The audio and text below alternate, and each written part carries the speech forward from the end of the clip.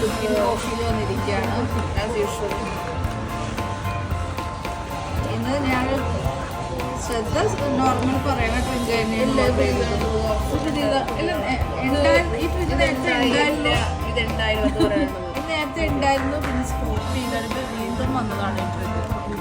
ഇത് little butter ലാറ്റയാണ് പുതിയ ഓഫറിൽ, പുതിയുള്ള ബട്ടർ ലാറ്റെ. നല്ല ടേസ്റ്റാണ്. ഇത് നേരത്തെ ഉണ്ടായതാണ്. ഞാൻ പറഞ്ഞത് മാർച്ച ലാറ്റയാണ്.